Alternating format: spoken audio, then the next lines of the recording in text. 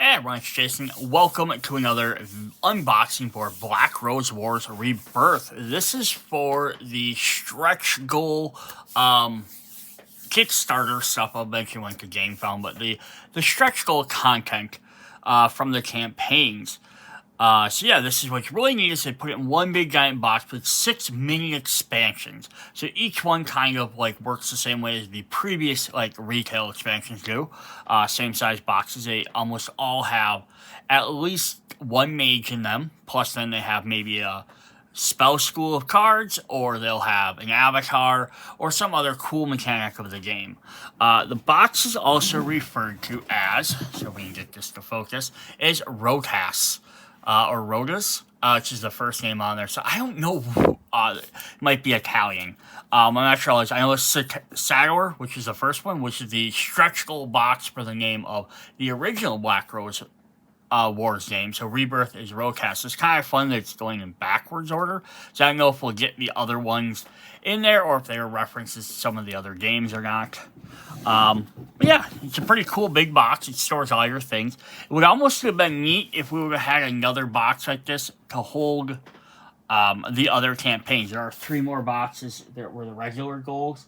And then, like, with a couple of smaller ones, would have been kind of neat if you just would have been able to, like, slide, like, the Apocalypse box in there, and then, you know, like, something else, you know, then, like, one of the other ones, and then have, like, this. You could have had, like this one, like, other expansions, and then, like, even, like, the core set. Yeah, there's some really neat pictures on there, otherwise it's just a Black Rose. I don't think there's anything different on the bottom. Nope. So yeah, we'll hop through all 6 of these expansions. There's a picture on the inside, which is really cool. So this is just, I'm gonna flip these all around. And we'll have the 6 of them. Last Dynasty, Northwings, Antiquities, Once Upon a Time, Silk Road, and Madness. So, let's go ahead and hop into these. Hey everyone, it's Jason. Welcome to Black Rose Wars Rebirth, the Northern Wings expansion. This was part of the stretch goals from the crowdfunding campaign. If you haven't forever checked out part 1, go back, check that out. We go over the brand new Mage and the brand new Mage Cormac, as well as we look at the new Druidic Spell School. And we just see how we just summon a bunch of really cool bears and crocodiles, or turn into them. So this video we are going to go over is the brand new spell, the brand new room we have for the Lodge, as well as the Avatar deck where we get to fight off against Odin. So let's go ahead and jump into that. Let's look at Odin's card here quick. So here's Odin's Avatar card. He has 11 health, 2 attack, and 2 speed. He has Eternal Glory and Domination for his keywords. His effect is... so I'm not going to go over what... I usually look at all these and go over what all they do, but if you are looking at the stretch goal expansion, hopefully you've looked at the base game or some of the other expansions and know how avatars work. So his activation is he places 2 instability. If fewer than 2 instability are placed, this effect, Victinier activates. So we have in this set is we will have Odin here as our avatar, trying to like protect the lodge, do stuff like that. But he is fighting off against Victinier, who also acts as Fenrir as our out summon. But yeah, we have him as well, who are going to be fighting up against. So it's going to be an interesting thing. So what does Odin's activations do? His priorities and his keywords. Alright, so his priorities are... Odin chooses a target. You'll choose a target of the mage with the most points. If tied, the mage with the most trophies. If tied, the mage with the least number of tools. We have champion tokens for these. Or the closest mage if tied. If he gets part 2, he'll choose the room with the most instability. If tied, the room with the most mages. If tied, the room with the most models. So basically he wants to attack the the biggest room is about to rebirth the quick, and then he wants to attack where there are the most people. Yeah, so, alright, and then we do have champion tokens. A game where Odin's use the mages the most champion tokens is considered the champion. If tied, no mage is considered the champion. Some Odin command cards indicate to apply or not to apply part of the effect to the champion. And then Taming the Wolf, the avatar card, some Odin's command, refer to the servant as Viknir. These also refer to the hunted Viknir or irate Viknir. So we do have a couple of just setup things. Model, Black Throne Room. Viknir starts in the throne room. Put Viknir in the evocation slot of the avatar board. Put the hunted and irate versions within reach. Remove Gungar and Ragnar Forgotten spells. So you can't summon these guys. Alright, his avatar skills are Eternal Glory. On step 1 of each cleanup phase, the mage considered the champion gains 2 power points. So basically, if you're a champion, he's going to help you win. Interesting. And then Domination. He has to activate when he's in cell. He does not. Instead, he puts himself in the Black Rose room. So very simple there. Alright. Then we have Viknir, Irate Viknir, and Hunted Viknir. Viknir is a servant of the evocation that has a special bond with the avatar. Viknir is a servant of Odin and is represented by the Lodge, by the dedicated model, and his own Viknir cards. The servant evocation is never discarded from the slot. It is removed except when specified in the subdue rule. So special rules. So let's take a look at his cards first. So here's Viknir. He says subdued. So it says Viknir the Beast Servant. His model cannot be removed when a mage defeats Viknir. They gain 1 power point and 1 champion token. His priority is going to attack a mage with the, look at his card here. Mage with the most damage. If tied, the mage with the most power points. If mage with the most trophies, and closest mage. If it cannot reach the target, it moves closest possible. If there are no mages in the lodge and activate, it does not move and ends its activation. Pretty cool. So if you're going for an attack, they'll just be like, meh, goodbye. So there's his regular one. And then we have his second version, which is the hunted version. His model cannot be removed when mage defeats Viknir. They gain 1 power point and 1 champion token. So this has the exact same stats. Its attack goes up 1. So it goes from 2 attack to 3 attack. And then it has its final one, which is Irate, which now has comeback on it. And its speed goes up as 1. So that's at 3 speed. Otherwise, it has the same effect. Alright, so how does he work? Subdued. Viknir is a servant card that starts the game with 2 points of it. 2 cubes of the rose on it. See setup. When Viknir is defeated, ignore the defeat and discard 1 cube and all the damage from its card. When the last card on Viknir's servant card is discarded, discard a card and place the hunted Viknir servant on its place card and place the 2 cubes on it. When Hunter Viknir is defeated, ignore the defeat and discard 1 and defeat all. Okay, cool. So basically it gets 2 lives. So after the first time it's defeated, you remove it, ignore the rest of the damage. Remove all the other damage from it, starts back as fresh. Defeats the second time. You remove the cube and then you switch to the next version. So then after you defeat the hunted, you switch to Irate. So if Irate Viknir is to activate when the model is not in the lodge, has been previously defeated or removed, it does not activate and is placed inside the throne room.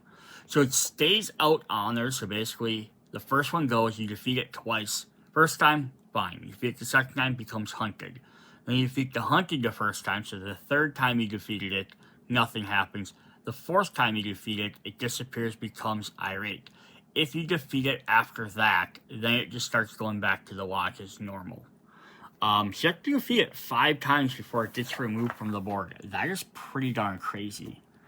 Alright, then we also have a legendary scenario. So we have our champion tokens here.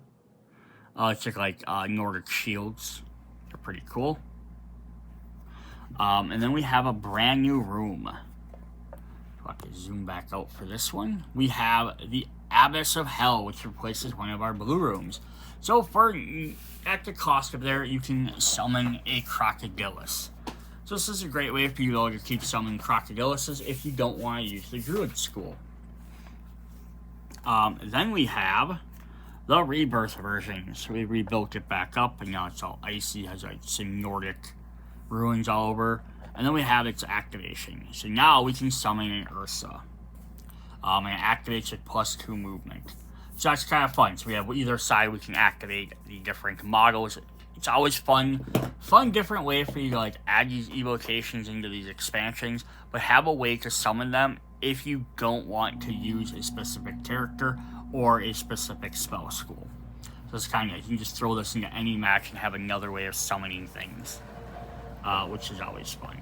Alright, then the last thing we have to go over is we're going to look at our scenario, but we'll look at our Odin's command deck first and see what he does before we jump into this scenario. So we have, each one will have his symbol, have which deck it performs, so it has all three. Like previous times, these eventually start to kind of repeat themselves, so I'll just kind of read them as we can. So we have Night Run. You activate physical action to move towards the Black Rose room, or magic spell, do priority 2, activate your effect, and draw a new card. Fling, priority 1, move towards the target. Spell, activate, inflict 2 damage, summons a Crocodilus. So yeah, he's also going to be summoning a Crocodilus. So if you have the Druid spell out, which you might be turning into them guys or summoning them, plus Cormac, who can summon him with his personal spell, plus you also then have Odin out here, you might run out of models a lot quicker. So not having all these together is might make them a little bit more available. We have Contemplation, priority 2, move towards the purple room, or a purple room. Priority 2, activate target room without generating an effect. If he does, draws and solves 1 quest of the current moon, draws a new card. Predestined. 2, move towards the green room, inflicts 1 damage to each model in the lodge. The champion ignores this effect. Or special, inflicts 2 damage to each mage 1 space away. Divine Slap. 1, move towards the target, place 2 instability in the room, inflict 2 damage, the champion ignores the effect. Veneer activates. So you definitely want to try and be the champion, so you don't have to keep suffering all these extra effects. Looking from above, gain 1 point, draw 1 event from the current move, and Veneer activates. Favored, heals 1 damage, heals 1 each evocation of the Black Rose, and draws a card. Protection, ignores 2 damage, heals 1 damage on each evocation in the Black Rose. Trample, moves towards the target, heals 1 damage, heals 3 inflicts 3 damage to the room, ignore the champion, or champion ignores this effect. Give orders, Veneer activates. Priority 2, move towards the target, activate. The champion gains 1 rose, summoning a Crocodilus, it activates. And the last one in this is no one is safe. Veneer activates. Target the Black Room, place 3 instability, inflict 1 damage to each model. For each instability cannot be placed. I like those ones where basically like, if the room is going to get rebuilt, it does an extra effect. For our phase 2, our half moon, we have time to time, move towards the Black Rose room. 2 priority, activate, draw room. Very simple. Sly strategy, Veneer activates. Move towards the target. Activate, inflict 3 damage, summoning a Crocodilus, he activates. Future Vision, move towards the yellow room. Priority 2, activate room without generating an effect. Draw and solve a quest for the current room, draw another card. Torment, move towards the red room, inflict 2 damage to each model in the lodge, champion ignores the effect. Or special, inflicts 2 damage to each model in the lodge. Punish the Weak. Moves towards the target, places 2 damage and 2 instability in that space, inflicts 3 damage, champion ignores, and Veneer activates. Feed.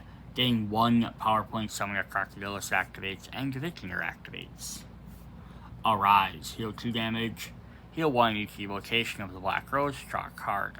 Protection is ignore 2 damage, gain a rose, heal 2 on each evocation of the Black Rose. Reward, move towards the target. Spell is heal 2 damage, you put 3 damage on a space. The champion ignores the effect, converts 1 damage on each model. The champion ignores the effect. Merciless Charge. Victor activates. Move towards the target. Activate. Champion gains a rose. Summon a crocodilus and it activates. And finally, the Fangs of the Night. Victor activates. Target the Black Rose room. Place 3 instability. For each instability cannot be placed.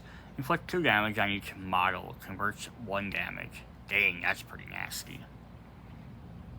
Alright, and then the third phase, the Full Moon. Introspection. Move towards the Black Room. Priority 2, activate, draw a card. Feral Attack. Vintner activates. Priority 2, move towards the target. Activate, inflict 3 damage, converts 1, summon, and activate a Crocodilus. Inescapable Fate. Move towards the blue rooms. Priority 2, activate target without generating an effect. Draw and solve a moon. Quest card of the current moon and draw a card. Sowing Panic. Moves towards the gray room, inflicts 2 damage to each mage model in the lodge, champion ignores it, converts 1 damage, champion ignores it, or special defense, inflicts 2 damage to each model in the lodge, converts 1 damage to each model in the lodge. Maelstrom. Move towards the Black Rose room, activate in a room without generating an effect. It is the Black Rose room, the game ends, and the game ends at the current turn. Priority 2 and activate. That's nuts. Vintner activates. Because once that comes up, you can't do anything about it. Interesting. Unbridgeable Gap. Gains 2 power points. Summon a Crocodilus. It activates. Activate Vintner. Ascension heals 2. Heal 2 is an evocation. The bottom was ignore 2. Gain a rose. Heal 2 on each evocation. Surpass. Gain 2. Summon a Crocodilus and draw a card. Blessing, Vintner activates, moves towards the target, activates, champion gains 2 points, summon a Crocodilus and activates, and our last command card is Hunting the Infidels. Put 2 damage on each model in the lodge, each mage, 1 space from Vintner loses 2 points. How do we get champion tokens?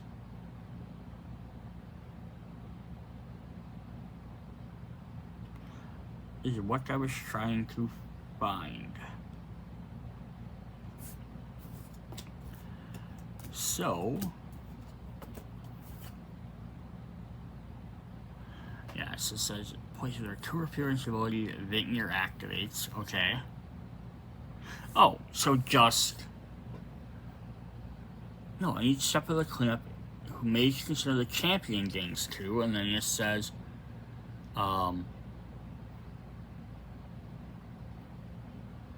yeah, a game where eventually a mage has the most champion tokens to the champion. Tied mages and to the champion. Only command card to apply or not to apply the effect to the champion.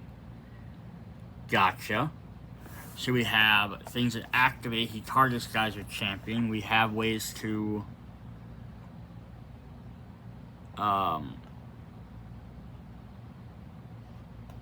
be the champion.